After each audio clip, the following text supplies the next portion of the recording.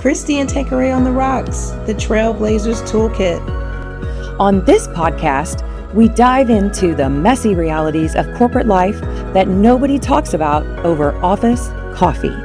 Grab your cocktails and join us as we get real about work, life, and everything in between. Cheers. Hello, everybody, and welcome to season 2 of Kristi and Tanqueray on the Rocks, the Trailblazers Toolkit.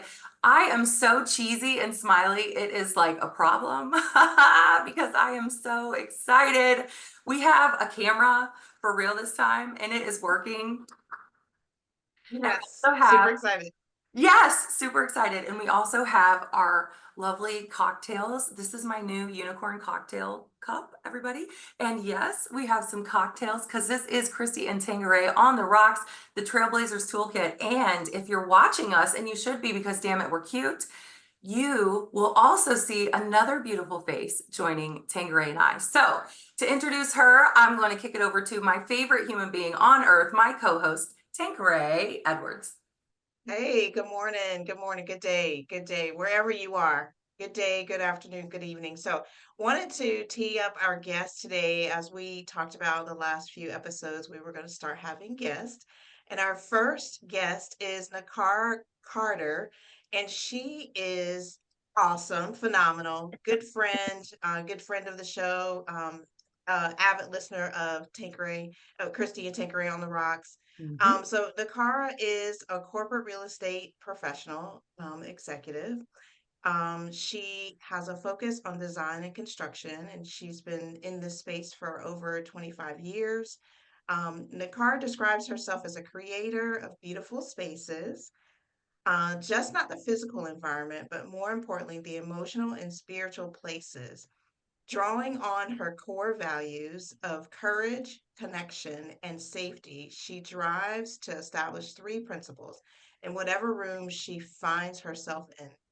Nakira believes that people are the greatest assets of any company, and for that reason, it's imperative to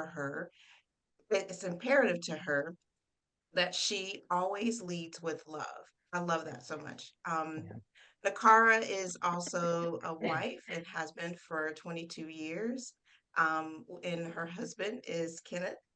And she's also the mother of the sweetest teenager in the world, and I can attest to that.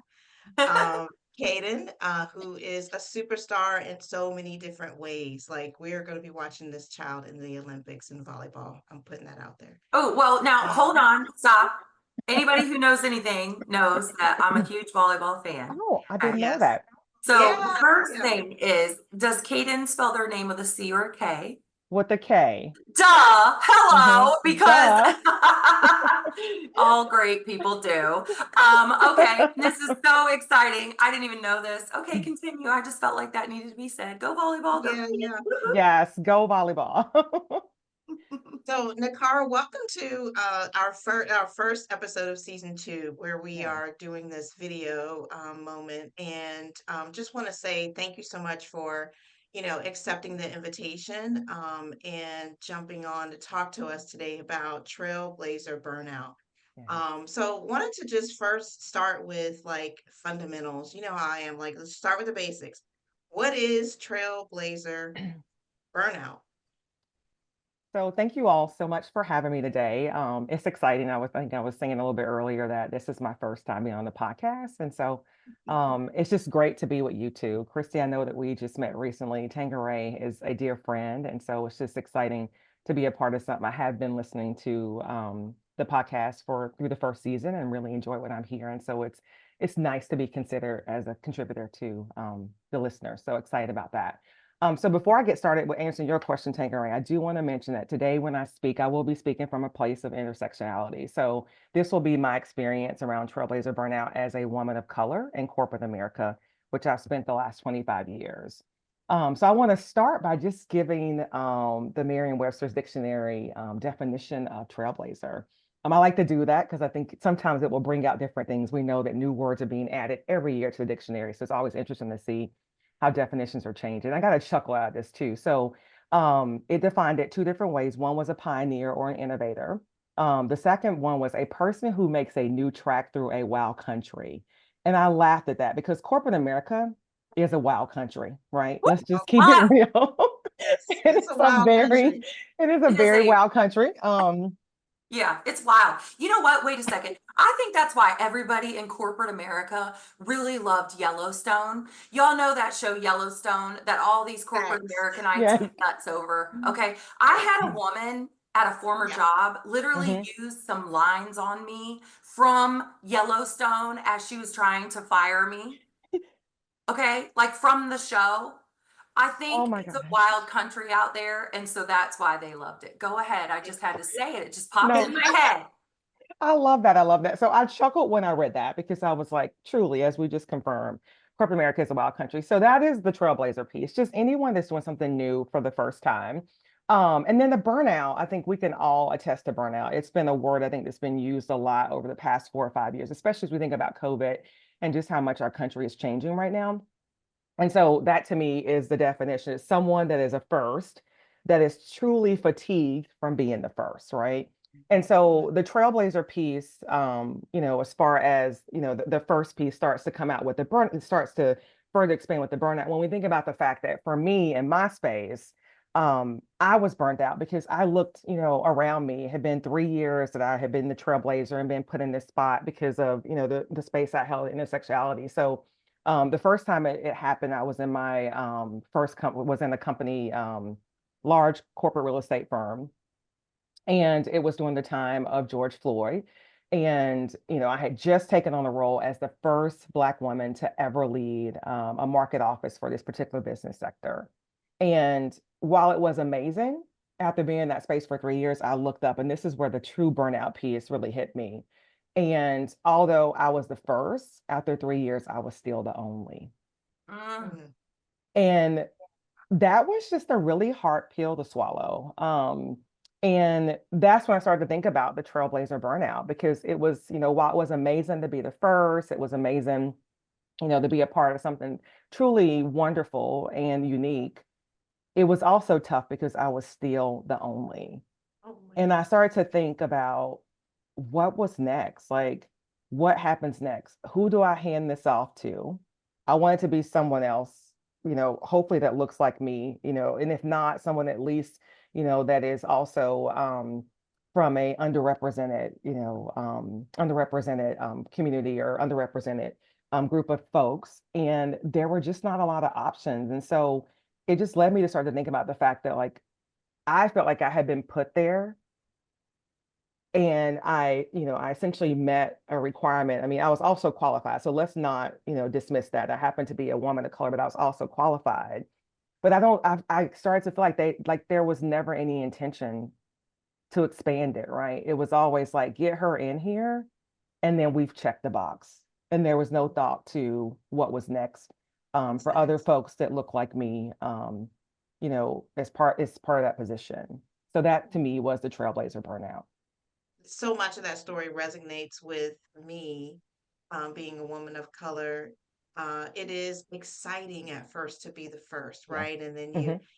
and you could be the first in so many different ways. Being the first, meaning I'm the Hmm. first person to take this role. I may be the first person in my family to have a similar role to rise to this certain rank. Hmm. It's so many, the first in my community, the first in my neighborhood. Um, and then it just comes with so much pressure, right? That you then are like, I can't, and I'm done, or I'm tired, or all the things. Hmm. So it's a lot that you can unpack with being the first. It comes a lot along with a lot of other layers that make existence hard, not just the job, like your whole life, right? Just Yes, gets hard. Yeah. I agree. 100% agree. I think part of the getting hard is because other than being the first and the only, it's the different. The first, the Mm. only, the different. I've always been the FOD. The first, the only, the different. The hard is the different because now, again, for prolonged period of time, it's difficult to relate to your peers. It's difficult to relate to family. It's difficult to relate to others who are not the first. It's difficult. And that difference erodes relationships over time. When you're constantly achieving and when you're constantly the first, the only, and the different in spaces, you are just constantly on the move and on a growth trajectory that at some point others start to despise. I'm going to be honest. Others start to despise, and not even, I don't even think they despise it from like a hatefulness perspective. I think sometimes they start to feel uncomfortable because they just can't relate. Late. Yes, I would totally agree. And so I'm glad you said that, Kristi, because a different piece, as Tanqueray introduced me, I really strive to lead with love, right? I know it is a crazy concept when we think about corporate America, because I feel like it is the total opposite of what corporate America stands for, but I really try and lead with love. And so when I think about your unicorn framework, for leadership, like that was also a difference, right? Like I led with love. And I think it's coming out a lot more as we think about the election and what's happened recently. But I think just women of color sometimes become like the mothers, right? We're the mothers in the office, we're the mothers of our communities, which of course, if we're mothers of our communities, it should bleed into the office as well. And so there is, a lot of pressure that comes with that because I am different, right? So it's not only do I look different and I'm a different, sex than the folks in the room with me because it was mostly white men, but I was also different in my leadership style.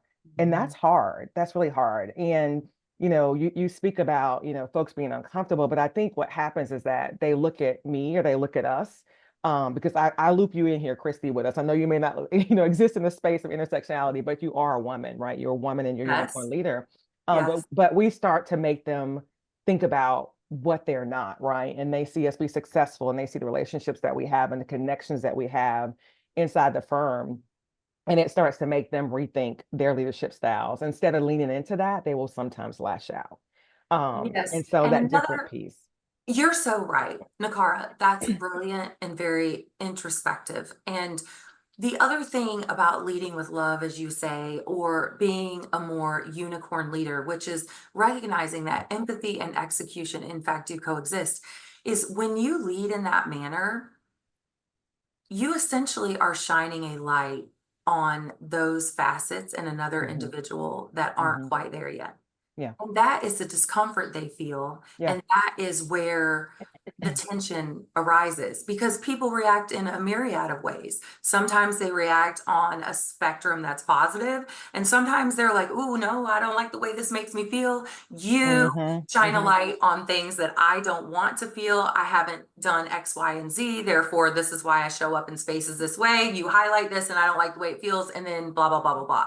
So it's very challenging when you think about being motherly, you think about having these qualities and you've done the work. I mean, would you say as a woman, have you personally, when I say done the work, have you done the work to tackle your own inner demons and insecurities and challenge your own thought processes? Yeah. Okay, well, 90% or more, well, statistics show, of corporate America has, well, of the world has not, right? But we'll focus on corporate America today. They haven't done the work. We run from doing the damn work, right? Yeah. Agree. It's Agree. insane. Yeah. Yeah, I think so. For me, when you talk about doing the work, I was nodding my head, but then I'm also thinking and reflecting back on last week's episode of the unlearning. So showing up in my mother's space, and redoing her home and working on some projects with her and really in close proximity with her every single day. Like I thought I had done the work of being a whole person until you are in a different living space, like living with her, seeing myself in her, and then realizing like, oh, I still have more work to do Yeah. in order to then make myself whole and then show up whole with colleagues and peers and leading a team and being empathetic and because I'm having to show a different level of empathy with someone who's in the back half of her life. Yeah. Yeah. I mean, 100% agree. yeah, so it definitely changes. So Nakar, I just wanted to ask you, you've experienced Trailblazer burnout. You shared with us this one particular story, and I could totally relate. Um, how else has it shown up for you, either in corporate or even, personal spaces? And then, like, strategically, how do we wrap our heads around moving past some of the burnout examples and experiences that we have in corporate? So to answer your first questions, some of the signs and kind of symptoms of it, I think one is tokenism. I Mhm. mean, I dealt with that, as recent as, me leaving the firm I was with. I left corporate America about 4 months ago. And, that was in July. And I remember a conversation back in May with my manager. And there were 3 or 4 of us, people of color, that were in key roles at the firm. And so we all essentially left over a 16-week period. Like it was like, one person left. Wow. And out of the four That's of us, the 3 or 4 in the whole 4 left in a in 16-week period. executive. Oh, Yeah, yeah, yeah. And so the interesting part was that 3 of us of the 4 left with no job in place. Like we just left. Like we were like, I'm done with this, right? And so in May, there was a really big event that was happening, in Texas. And so I was asked to be a part of a panel.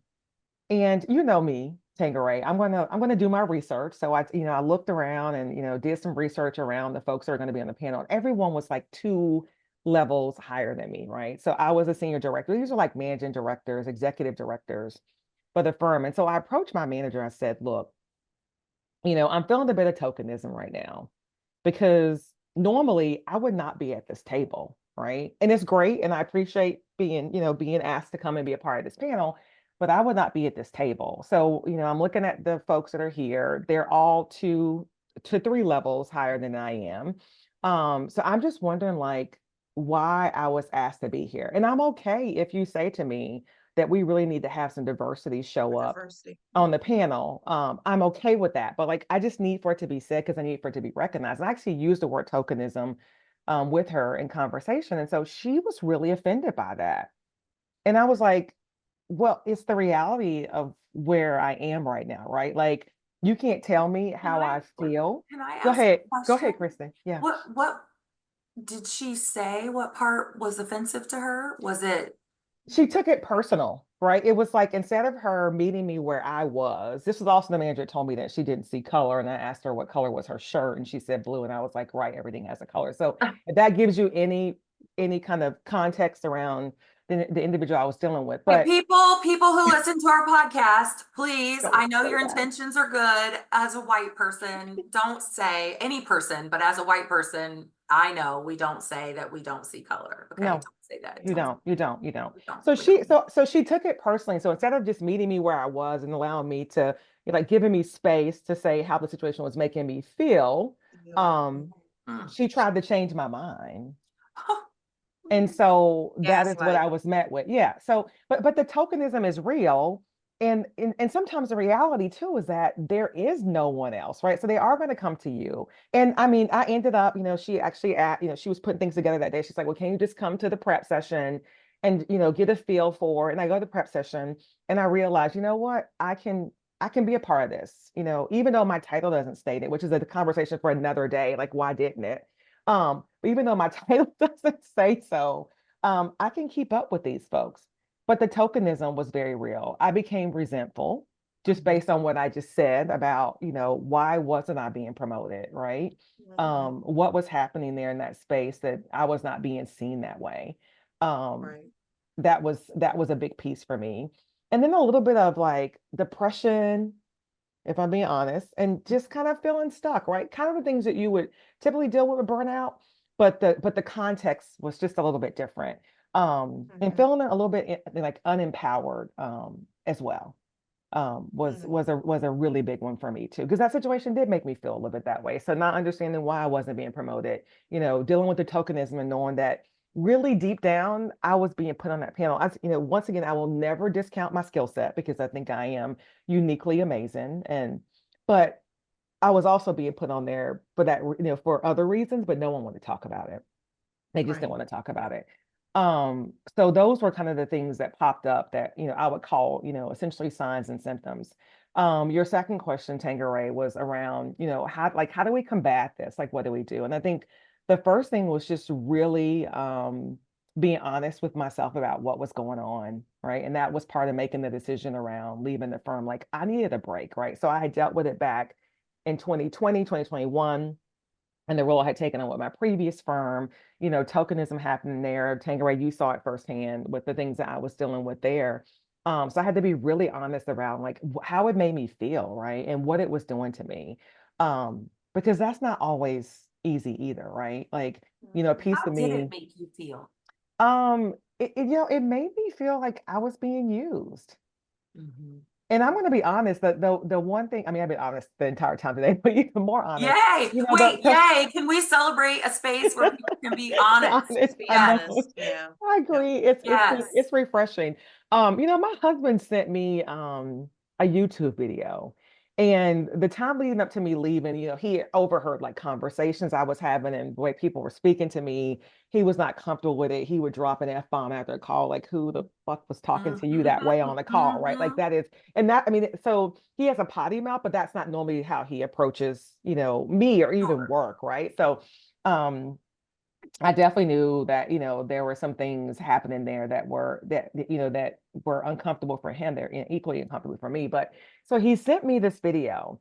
And, I think that you all talked about this too, resilience. I think it was Kristi, was it you that somebody talked about resilience? I can't remember what the conversation was, but somebody talked about resilience. And so to me, resilience was the opposite of what I think, Kristi, you defined it as. It was like being able to take on more, right? Being able to be able just to like to deal with the situation, right? And that was driving the resentment. But the video that he sent me was a woman of color, and she was in HR, and her comment was, the flex is not staying, right? Because you're like, I'm going to show them, I'm going to stay, and I'm going to prove to them I can deal with this. The flex is actually in leaving.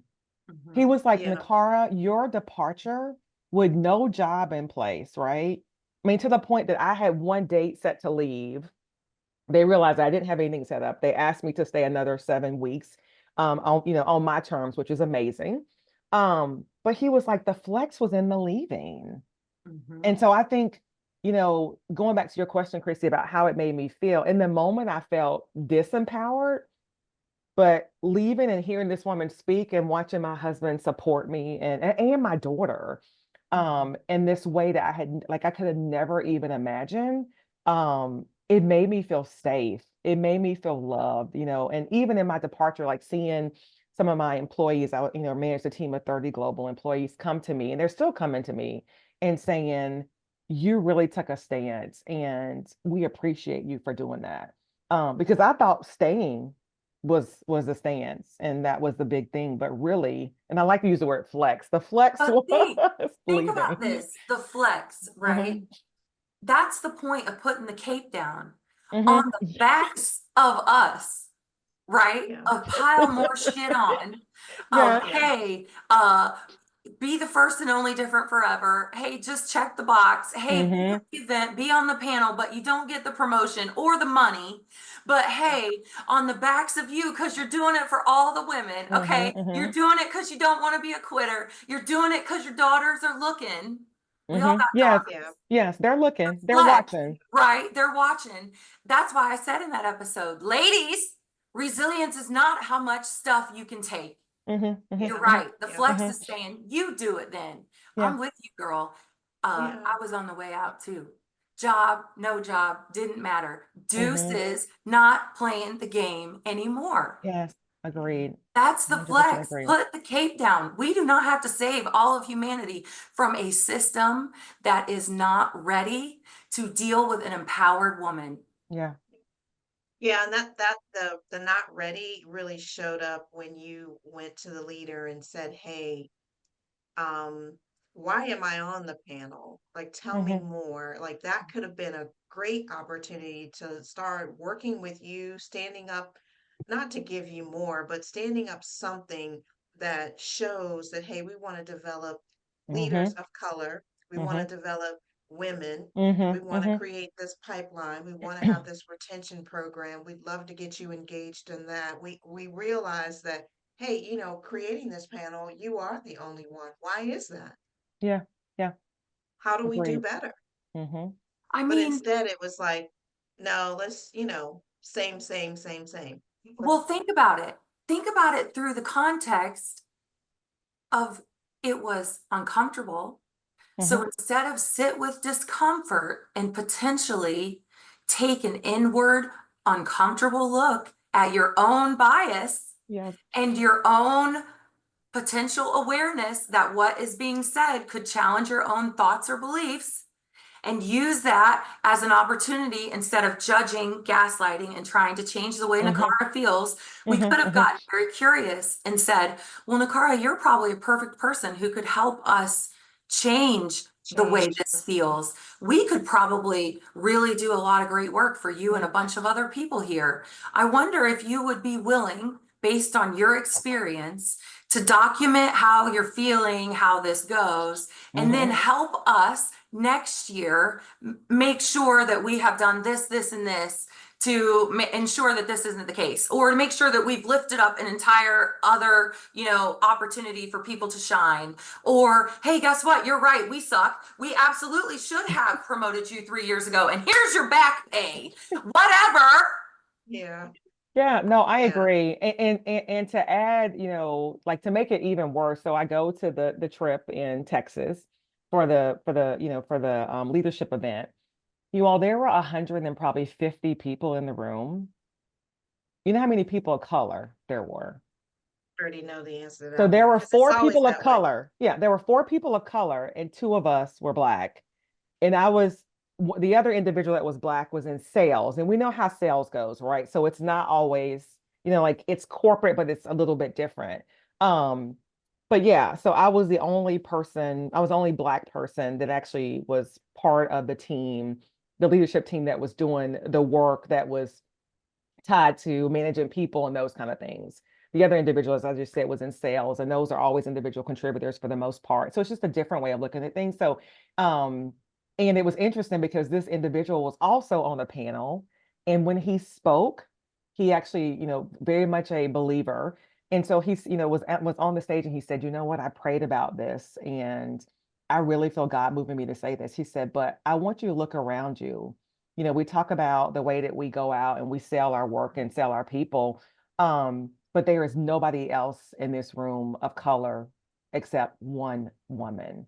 And like, it was interesting to watch. He actually said to me afterwards, he said, I really wish I had a video of what happened. He said, because people started to look around Brown. because the white individuals in the room had not even thought about that. And that was such a privilege. Okay, so Right? once again, that's That white was privilege. such a privilege. Yeah. It was Yes. such a privilege. And Yeah. how Yeah. come white people are so uncomfortable with acknowledging that there is white privilege? That bothers me. Yeah. That bothers me. And I just want to say for both of y'all that I am so curious. Did you, Nakara, go back and share your feedback with your gaslighting, uncomfortable manager? I And did. and then what? Well, it was during my ex interview, so I'd already left the firm, right? And it was and I have to be honest, Kristi, once again, I've been honest, but even more honest, like I was actually afraid to say too much because I didn't know who my allies were.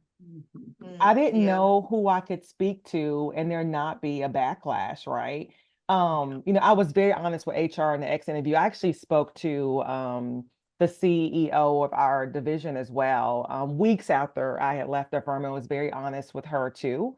But in the moment, you're like, they've promised me something. I don't want to burn any bridges, right? I just want to get through this and be done. But I did have the conversation, and even so the conversation I had with my manager was the day that I was leaving. But I dared not do it any sooner because I just did not know like where it would land me. And people and this and in the kind of commercial real estate, corporate real estate space, it's a It's a small small world. world. Yeah. And so people hop from firm to firm. So you just never know. And so there was a little bit of fear there. There was fear because I didn't feel safe. I did not feel safe. And psychological safety. I don't know if you all have ever read the book Radical Candor, but it's just it is such an important piece as we think about like our employees, right? It is even more so now. Like when we think about what's happening in the world right now, it is so important for people to feel psychologically safe. Physically, of course, but psychologically, it's just as important. I would add on to that, you know, as I think back to times where I was experiencing burnout, I started going inward and experiencing also the depression and also not knowing who my allies were. So then you feel even more isolated. Yes. And then you're like shutting down. I'm not really going to contribute because I don't know. Like they don't care about me. I don't care about this. Like it just becomes a whole cycle. And then you're just quiet, not contribute. So corporate America, you're not getting the best out of people if you're not making them feel safe, whole, validated. You're not getting the best because they are going to just give you. And I would say this, you're probably gonna. I'm just gonna do 85%.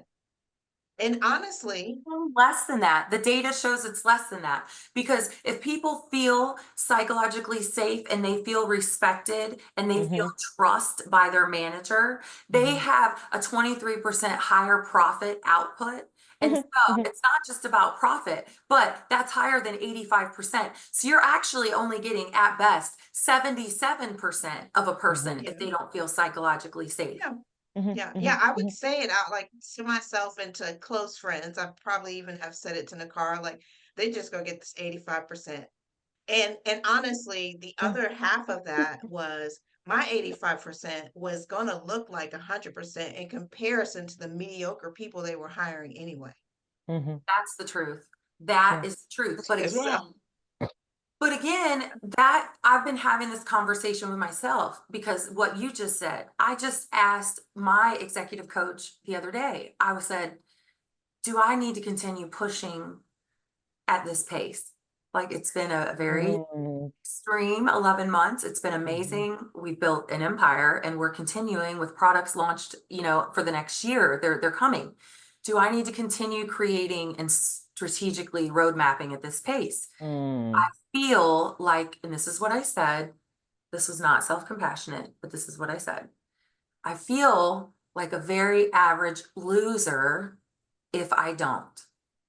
And his reframe for me was, Kristi, when has your average ever been anybody else's average? And then he said, that's right, at that part. And then he said to me though, and I loved this part, and he said, but you said that you were going to take off the cape. So why do we have to be in comparison, right? If energy and your, you know, energetic output is telling you you're feeling a little tired of creating, you're tired of pushing, then you need to honor that piece because you can. You're not in an environment where people hold you to that standard anymore. Yes. And so I'm glad you said that, Kristi, because one of the things I definitely wanted to mention this morning around the Trailblazer Burnout was just the expectation, right? And the success metrics. And y'all could probably do an entire podcast on that. But what does success look like to you, right? And it changes throughout the seasons. But I think when you're in that Trailblazer space, you're starting to get burnout. Like the expectation, going back to that video my husband sent me, was that I needed to stay. Like I needed to stay. Like I needed to be, like there were people looking up to me. You know, I was, you know, so like I was mentoring so many people.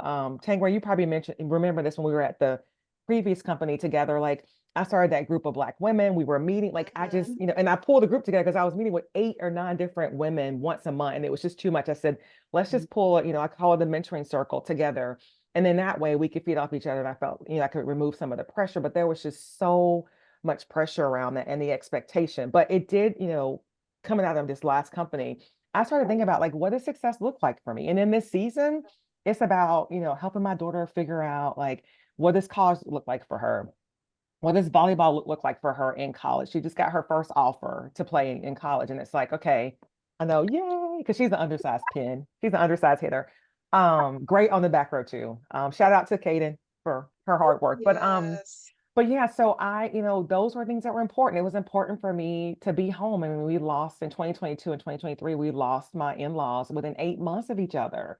The first one passed away from Alzheimer's. My father-in-law died from a broken heart. I mean, literally And you died were from a broken still heart. working. You And I were was still still working working. through all of that. And the first year I started working there, I lost my stepmom. So it's like every year, and I was like, you know what? Like, I need a break. Like, I need to be here for my family. I need to be well. I wasn't physically well. I wasn't emotionally well or spiritually well. I was like, I need to be well. But success to me was just rebuilding my home, right? And that's the season I've been in. And it has been I'm in that era amazing. too. I'm Yeah, in but that I mean, Yeah. era too. but it's so hard to do that because I think when you think about the spaces that we've held in corporate America, it's, success has been like money and, how The much could I make? executive package and the How comp. far could I climb the ladder, right? And it's, yeah. And so it's not only pressure from the outside, because I'm a first generation high school and college graduate. Um, but it's that pressure that comes from internal as well, right? Mhm. And so when you start to Yeah. do the work, you start to realize, oh my gosh, like this is things I'm putting on myself. My husband never expected me, to be the superwoman with a cape. My family didn't really expect that of me. But I did. And so I just had to redefine success. So that's another podcast for you all. Yeah. Is what does Yeah. success look like for you But all? one of my coaching clients, though, we're working through burnout, and Mm-hmm. this person, it's a man. He actually had to stop doing anything for 4 months to really Mm-hmm. actually recover from what probably trailblazer burnout in his situation really is. Yeah. Mm-hmm. It's because we learn how we don't even know at some point how to operate at just a 85%. steady You 85% can't. I level. call that good enough for government. That's that level. Ah, Yeah. Mhm. that might be like Yeah. it. I don't know. But I mean, seriously, like I don't even know. And that's why when I was talking to DA, my coach, I was like, I mean, I just feel like a loser. I don't know. I mean, I really was in a little bit of a tailspin um, Mm-hmm. over this because I really struggle with this still. And so the biggest things that have helped me is exactly what you just said, Nakara, is reminding ourselves that nobody in our lives that's good for us is Mm-hmm. expecting us to do these. Expecting. Yes. That's the Yes. key. That's Mm-hmm. the key. That's good for us. That's good That's for good us, for us. Yeah. right? Is That's the key. expecting these things. I remember my last couple weeks in the former role, and people were really starting. Hi, Kristi, I want to just say your body language, when you say in the former world, it's like all kind of side eye and everything. I'm here for it though. You're just like, in the former role. Yeah, that's because it was so like there was like no way to move and like it was a good Mm-hmm. move. There it just and for anybody, right? And so the last couple weeks in that role, executives, top floor people were really starting to come to me and say, well, I would like to feel not burnt out by getting emails at 10 at night. Well, I would like to not feel burnt out by having a workload that's not impossible. And then, I was there no more. So I often think of these people and wonder, are you still getting the emails at 10 at night? And then I Yeah. secretly, hell yeah, you are. Because Yeah. that's the way it is. And it's different if the expectation isn't that you respond or you do all the things all the time. Yeah. That's the difference. Yep. yeah, yeah, absolutely. Yeah, but it is a very much about the balancing and figuring out what is going to work for you. Mm-hmm. Mm-hmm. Again, the unlearning is a big part of my putting down my cape and, Mm-hmm. rebuilding myself. It's taking on clients that I want to take on and not trying to take on all the Yeah. world. It is redefining the success in terms of finance, because when it's all said and done, the quarter of a million, half a million, is that really exciting and igniting my passions? No, Yeah. it's not.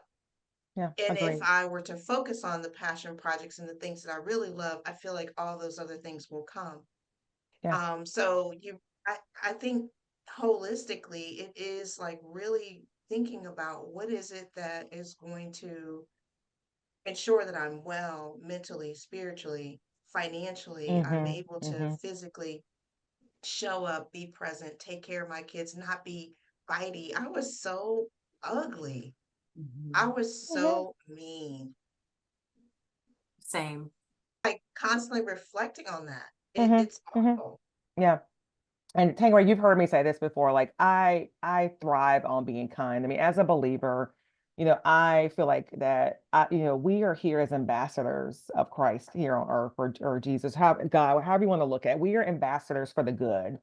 And if we can't be kind, then I don't want to be anything else. Like I know sometimes I have to be firm, but I want to be kind. And I felt like I was not being kind. Like I just was not that in that Yeah. space. Yeah, yeah.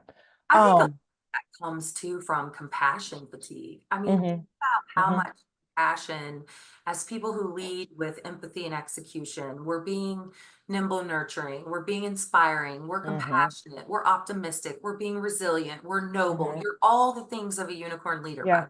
It's what unicorn stands for. That leads to compassion fatigue Mhm, because at some point you've given all of that out to those. Also, you're operating in a world that wasn't built for us to succeed in a lot of Yeah. places and spaces. Let's call it yeah. what it is. Okay. So, first, only different. We're dealing with all of that. The pressure Mhm, that we feel from burnout syndrome anyway. We don't know how to operate at just a standard, traditional, average, good enough for the government type of a whatever you said, right? Type of a standard, right? And then we have compassion fatigue because we're showing up in service and in love to our team and we're being the mhm, umbrella for all the shit that's rolling down the hill so that they don't mhm, feel it. Then we come home, okay? mhm. And these people here who love us more than anything get what's left. Yeah. And They get the what was leftovers. left, yeah, the leftovers of what was left of the tattered bits and pieces of me that most of the time had been chewed up, spit out, kicked, and stomped on by peers and people who had no problem sharing their issues with me when they wanted help or Mhm, support, or they wanted me to go have a conversation with an executive on their behalf. mhm, mhm, mhm, Okay. That same person dragged her ass home after 13 mhm, hours a day mhm, and mhm, showed up barely even capable to hear about their day. mhm. And then Yeah. their problems felt so small and minuscule. And honestly, sometimes when they talked, I could hear their mouths moving, but I had no Wow, idea wow, what the wow, hell wow. they What were they were saying. saying. Mhm, Yeah. mhm, I was mhm, like, what is happening? mhm. And Yeah. so when the change took place of me starting this own thing of mine, I started noticing that I had the capacity. It's not that we're Mhm. hateful. It's we don't have capacity to give Capacity. Yeah. and Yep. give. Yep. I started noticing I had capacity to ask about a day and wait for the response. Mhm, Yeah. What a Yeah. mhm. gift. And so, like both of you, I've invested in my own family over the past year. And by the Yeah. investment, I spent the least amount of money on them I ever have. And I've spent the most amount of time. And they're the Yeah. happiest, most whole Yeah. little humans they've ever been. Yep. Same. Same. Yep. Yeah. And it makes a huge difference because you're not in that survival Mhm. mode where parts of your brain are shut down or locked down and you're just doing it. Like for me, it was definitely going to use my I statements. It was a lot of fear, a lot of the Mhm, things that I was doing because I mhm, was fearful of the environment that I was in. And so wasn't really thinking logically. And then mhm, you get home and then I'm kind of have to have a similar image and I'm not able to shake all of that. And so mhm. then, my family's just getting fragments of me. My Yeah. poor husband, I was like, wow. I told him the other day, we were in the backyard. This was actually yesterday. Paris is my husband. We're in the backyard and we're doing something in our storage shed, setting up bikes and stuff. And I was like, dude, we make it through this. We gonna make it through anything. We're high fiving and because he knows like the journey. And then we just start talking. He was like, yeah, but you're so different now. Like you're listening to respond with care. And Mhm. you're just a very different person than you were even a year ago. Yeah. So I know It's that feeling. Yeah. Go ahead, Chrissy. You want to say something? No, I was just gonna say it's a beautiful full circle really moment and a Mhm. great way to kind of wrap up our conversation and what we've been talking about and how important this has been, really to our journeys as women, right? To the two of you as women of color and what you're hoping to instill in your own daughters. And so I would love to hear some last and parting thoughts. Yeah, jump in the car. I'll give you an opportunity to kind of share a few parting thoughts on the Trailblazer burnout. So the one thing I do want to just put out there, because I don't know how many leaders of, corporate environments will be listening to this, but I just think, the one piece that I would recommend is that as you think about elevating strong individuals who happen to be women or men of color, um, think about putting some support mechanisms in place, right? Because in a lot of situations, we are oftentimes the first in roles, but also first in our communities to do a lot of this work. And so whether it be allies that you set them up with through a mentorship program, or you pay for coaching for them, you know, something needs to exist because they are different, right? And we think about our precious children and sending them off to school, and even our school systems have things in place to deal with students who are beautifully different, right? And so I think that our corporate America needs to think about that in the same way, right? Like, not to call those individuals out, but just to ask, like, what do you need? What do you need, and how can we support you? Because we do recognize that you are the first, the only, hopefully not forever, and also different. So Yeah, those are my parting words, Tanqueray. yeah. Thank you for that. Thank you for. I would add just a few things. Thinking of it for someone who might not be a woman of color or Mm-hmm. a person of color, even if you are a trailblazer, like Yes. you still have to have those pieces in place Mm-hmm. and Mm-hmm. maybe just, re-inject some of the things that Nakara shared earlier, the importance of self-care. Mm-hmm. One thing we didn't talk about, it could be an entirely different episode, is the power of delegation. So as Mm, a trailblazer, I really struggled with that. That cuts across mm, a lot of different yes. dynamics and, backgrounds. The setting the boundaries. That's another episode. I struggled with that too. Like, just making sure that you are setting those boundaries, you have your mindfulness practice. And then Mhm, lastly, is again, Nakara shared this, but it could not be understated, is just seeking support. So even if the support is not offered to you mhm, in a mhm, package, like, be courageous and ask for what you need. mhm. Agreed. Absolutely. Absolutely. So, Nakara, again, thank you so much for joining us for our first episode of season 2. Kristi and I love, like, this entire conversation. I feel like this could go on forever and go in a myriad of Yes. directions. But thank you to our listeners. We appreciate you supporting Kristi and Tanqueray on the Rocks. We look forward to hearing your comments. Subscribe. We're everywhere, all platforms. Would love for you to engage with us on LinkedIn or social. But yeah, this has been another episode of Kristi and Tanqueray on the Rocks with our special guest, Nakira Carter. Cheers. Cheers, everybody.